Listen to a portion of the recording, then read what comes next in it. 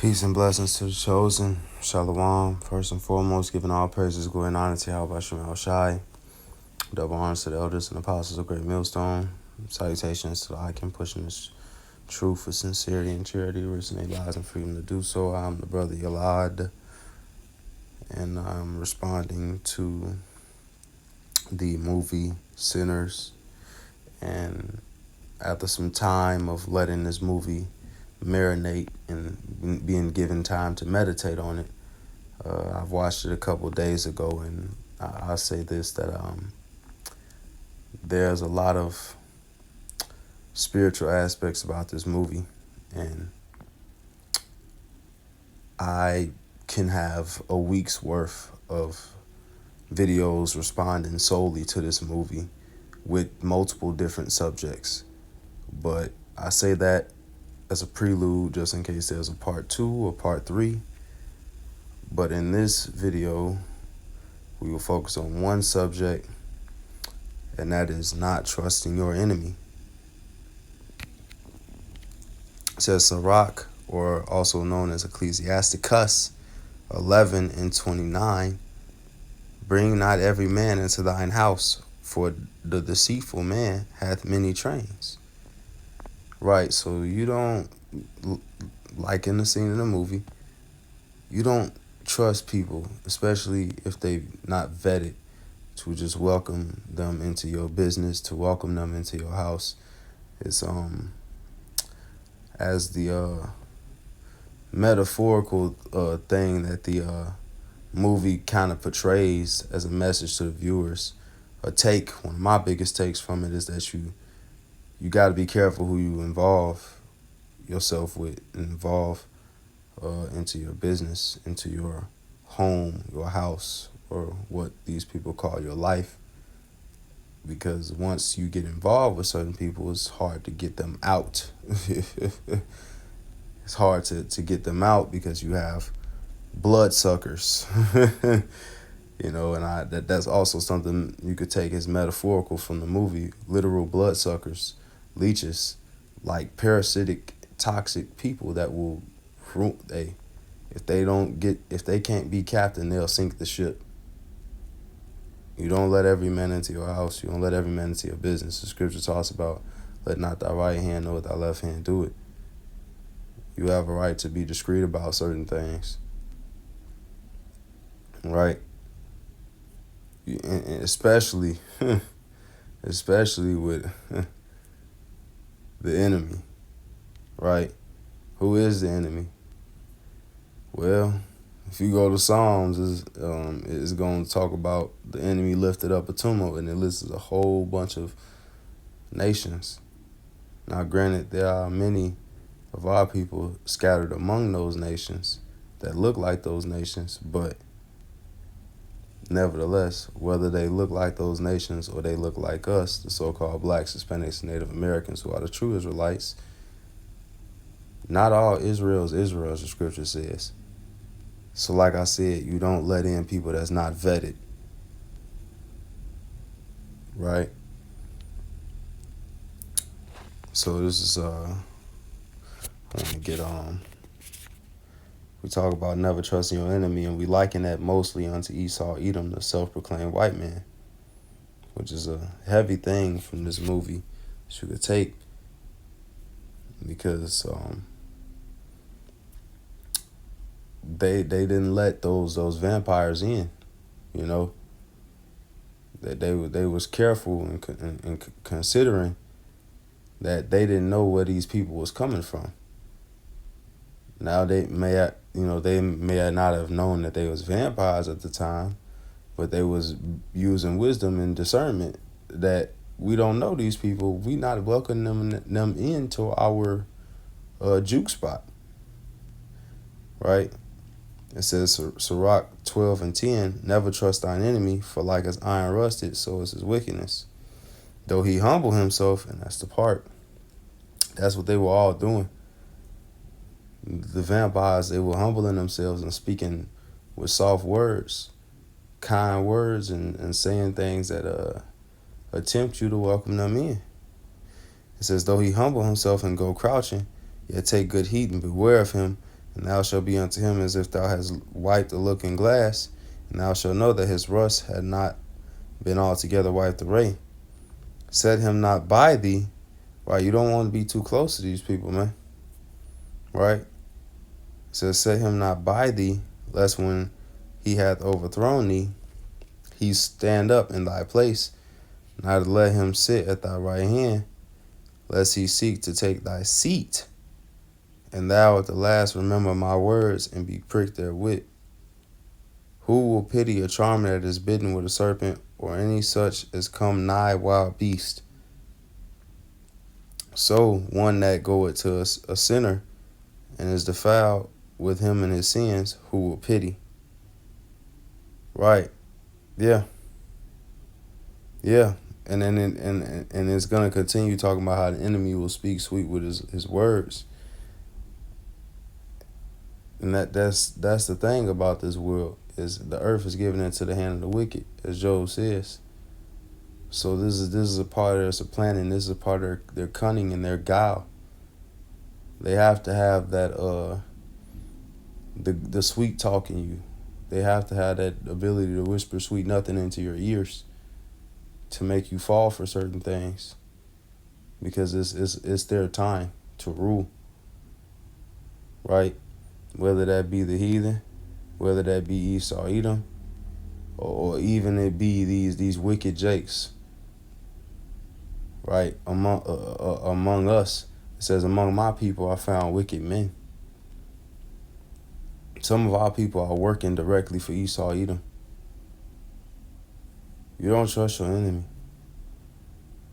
If you don't know who your enemy is, keep searching in the search engine. GMS, who is the enemy?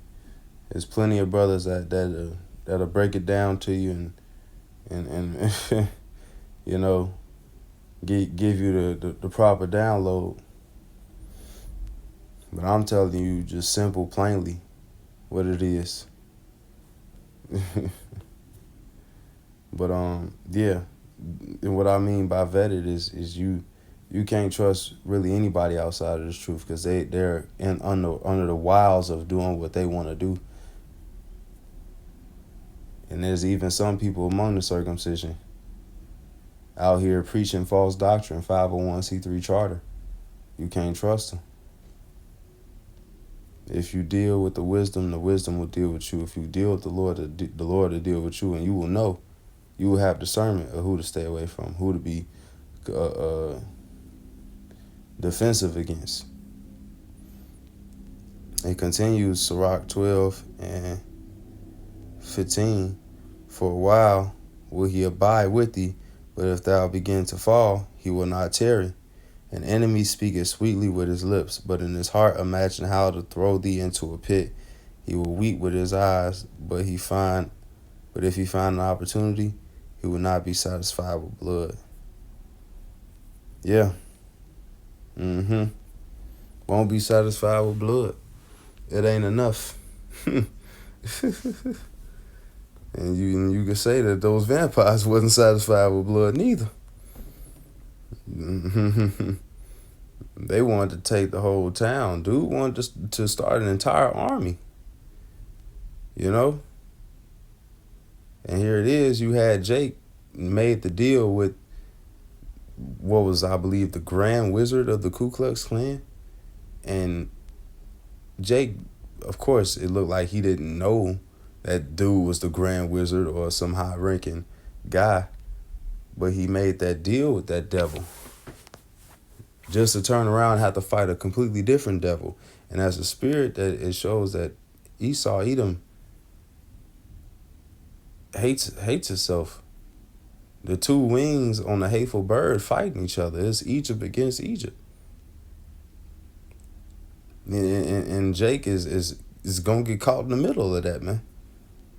Just like the vampire told him. What's his name? Was Remick. He said, look, you can either join us and get turned into vampires with us, or you going to deal with the clan when they get here and see how they treat you. And that's a tough situation, a rock and a hard place.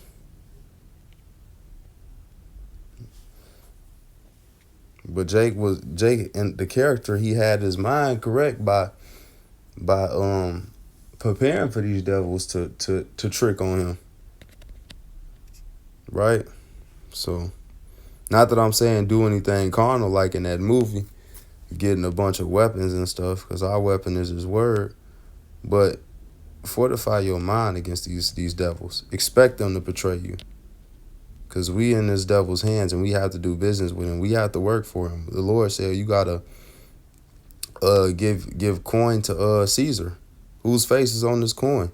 Give what belonged to Caesar to Caesar. Give what belonged to the Lord to the Lord. But when you're dealing with this devil, you have to know. Psalms 55:21. The words of his mouth were smoother than butter, but war was in his heart. His words were softer than oil, yet were they drawn swords. Yeah. And in the next precept, it put it together with what I'm saying. Cast thy burden upon the Lord, and he shall sustain thee. He shall never suffer the righteous to be moved. Right? So the Lord ain't just going let you just be screwed over by this devil if you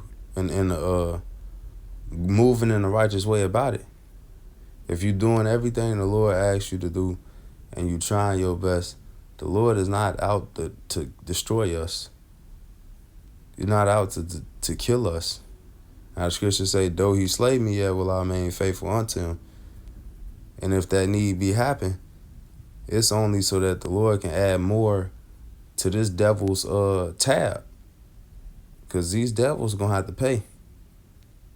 The Lord put us around people so that we could get offended, so that they tab can run up and the Lord be justified when he come back and smite them.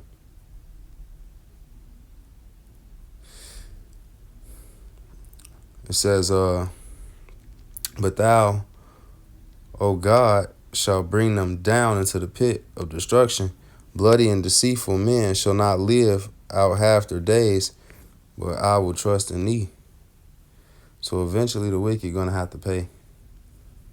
You're going to have to. You know, but I think I might have touched every subject I wanted to touch on. I quoted a couple of scriptures about how we have to deal with these devils. And when I say that you have to deal with them, I'm saying you have to work with them. You have to be employed with these people.